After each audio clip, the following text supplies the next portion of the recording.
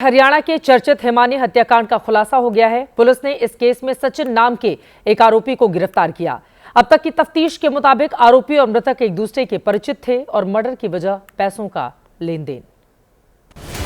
राहुल गांधी के साथ हिमानी नरवाल, भूपेंद्र हुड्डा के साथ हिमानी नरवाल,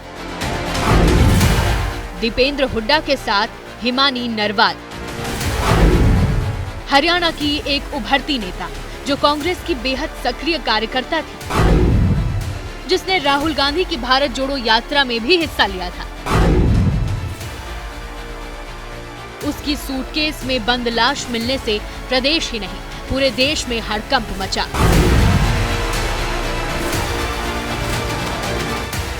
रोहतक जिले के सांपुला कस्बे में 1 मार्च की सुबह नीले रंग के सूटकेस में कांग्रेस कार्यकर्ता हिमानी की लाश मिली तो हरियाणा की सियासत में सनसनी मच गई।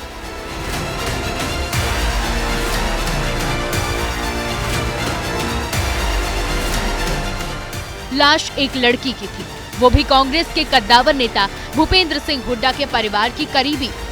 ऐसे में इस पर सियासत भी तेज हो गई, लेकिन पुलिस ने मुस्तैदी दिखाई और 48 घंटे के अंदर गुत्थी सुलझा लेने का दावा किया। पुलिस के मुताबिक रोहतक के विजयनगर इलाके में हिमानी के घर में ही आरोपी ने उसकी हत्या कर दी।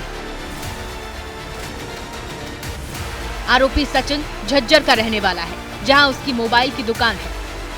पुलिस के मुताबिक 1-1.5 साल पहले सचिन और हिमानी में जान पहचान हुई थी। 27 फरवरी को आरोपी सचिन रोहतक के विजयनगर स्थित हिमानी के घर आया, रात को वहीं रुका। 28 फरवरी को दिन में दोनों में कहासुनी हुई और सचिन ने चुन्नी से उसका हाथ पैर बांधकर फिर मोबाइल चार्जर के तार से गला घोंटकर उसकी हत्या कर दी। लड़की अकेली विजयनगर में रहती थी और 27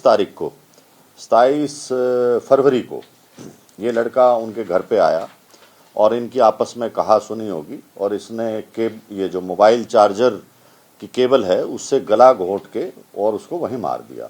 उसके बाद जो इसके जेवर थे, लैपटॉप था या जो दूसरा सामान कीमती था, उसको ले जाके अपना जो उसकी शॉप थी दुकान या अपना झज्जर के अंदर वहां छुपाया।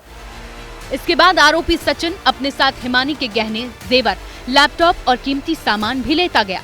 रात के वक्त फिर लौटा तो लाश को सूटकेस में पैक किया और ऑटो में सवार होकर सांपुला कस्बे में बस स्टैंड के करीब ठिकाने लगा दिया। पुलिस ने इसकी वजह पैसों का लेन देन बताया है। पहले ये घर पे ही रहा। शाम को 5 बजे के आसपास जब इनकी अनबन होगी, लड़ाई वगैरह हुई कोई पैसे के लेन देन पे या किसी बात पे, तो उसके बाद इसने उसका गला घोंट के वो जो केबल थी मोबाइल चार्जर की उससे मार दिया।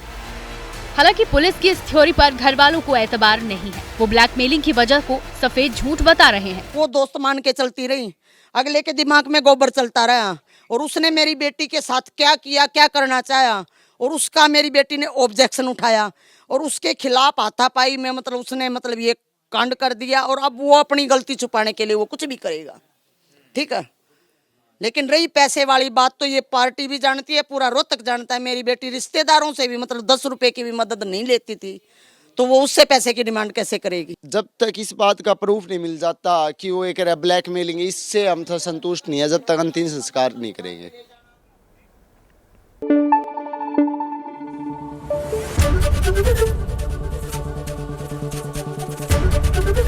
एबीपी न्यूज आपको रखे आगे।